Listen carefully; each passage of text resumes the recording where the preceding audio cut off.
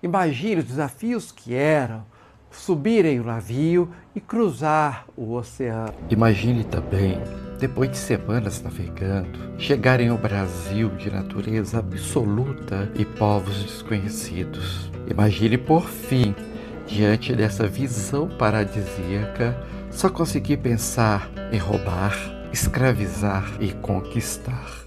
Esse choque de mundos entre a Europa renascentista e o Brasil pré-cabralino gerou nosso primeiro registro literário. Mas quais eram as intenções por trás desses textos? Será que eram simples diários, simples tratados, ou que havia alguma intenção oculta? Você está preparado para decodificar comigo as intenções por trás do quentismo brasileiro? O quentismo brasileiro não é considerada uma escola literária. Esse é um período em que acontecem, os primeiros textos escritos no Brasil. A gente nem pode falar de literatura brasileira, mas de literatura feita no Brasil. Quando a gente trata desses textos, a gente pode separá-lo em dois: literatura de formação e literatura de catequese. A literatura de formação é aquela formada por textos, tratados, diários, estudos, que descreveram a terra, descreveram o povo originário da terra, descreveram o seu potencial comercial. Por isso que é interessante entender essa intenção. O Enem não vai fazer uma pergunta para você sobre características do quentismo. Ele vai apresentar textos e analisar o passado em relação ao futuro, o futuro em relação ao passado.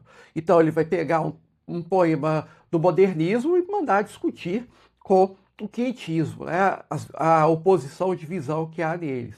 Por isso é interessante entender que Pero Vaz de Caminha, ele chega aqui no Brasil junto com Cabral. E aí, o que ele vai analisar? Vai analisar qual é o potencial dessa terra. Aí ele vai falar que o relevo é plano, porque chegou em Porto Seguro. Vai falar que o clima é agradável comparado a uma região de Portugal. Vai falar que tem um grande potencial de água. Ele usa o termo águas infindas.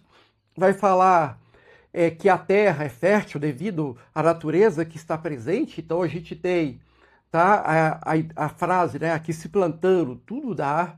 Pero Gândavo, que analisa com mais detalhe a sociedade indígena, ou ameríndia, ou dos povos originários, e vai relatar, por exemplo, como que funcionava uma tribo, as relações sociais presentes ali.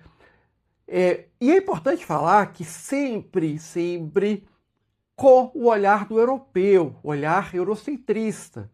E isso é um véu que cai sobre o texto. Por exemplo, há uma passagem na carta de Pero Vaz de Caminha, que o Pero Vaz de Caminha ele supõe que há ouro na terra por causa da reação de o indivíduo originário do Brasil ao confrontar com o capitão, sendo que o capitão tinha em seu peito a cruz de Malta, símbolo da coroa portuguesa de ouro. Ele acha que aquele indivíduo originário do Brasil, ele estava apontando para o capitão e apontando para a mata, querendo dizer que ali havia ouro. E é muito difícil para o povo originário do Brasil saber o ouro fundido, porque ele não dominava a fundição de metais. Então é bem interessante. O Caminha ainda fala, ou assim queríamos entender, porque a gente vai ter a ideia do ouvido do mercador, só escuta aquilo que me interessa. O único que a gente vai ver que tem um olhar mais humanizado é o Jean Delery, que vai ter um olhar mais humanizado para os indígenas. Então, todos esses textos tinham um caráter informativo para países europeus, para Portugal, entender qual era o potencial que aqui havia. Agora, já os textos de catequese, é importante a gente lembrar um ponto. Os primeiros religiosos que vieram ao Brasil eram os jesuítas. O Brasil foi achado em 1500. Então, a Companhia de Jesus vai ser criada depois disso. Então, esses jesuítas já vieram para o Brasil algumas décadas depois do achamento do Brasil. Então, qual que era a intenção? Eles também escreveram textos informativos, mas Padre Anchieta, por exemplo, que é o maior escritor da literatura de catequese, ele escreveu cantigas, escreveu peças de teatro, escreveu poesias, escreveu sermões, tudo com o objetivo de catequizar os povos originários e manter a fé dos europeus que aqui ficavam. E também é importante, o Padre Anchieta, ele foi o primeiro a escrever uma gramática, né, da língua nativa. Tá? Então, todos esses textos, no fundo, a intenção era só uma, né? Era se basear, né, no objetivo que o europeu queria dar à terra. Né? O objetivo de colonizar, o objetivo de escravizar, porque os povos originários também foram escravizados, o objetivo de explorar e roubar. Eu gosto muito de um texto que é do Todorov, que chama A Conquista da América, o Olhar do Outro. E o Todorov, o que ele afirma para a América serve para o Brasil. Tá?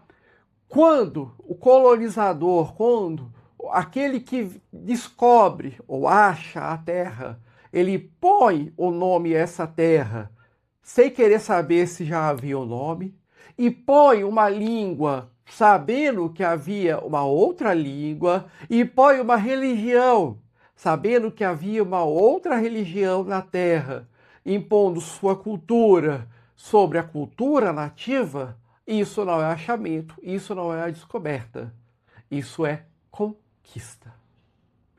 Terminamos por aqui essa aula. Espero que vocês, né, assistam às próximas e acesse o link que está aí embaixo, que é a parte do texto da aula que eu acabei de dar. Muito obrigado e até a próxima.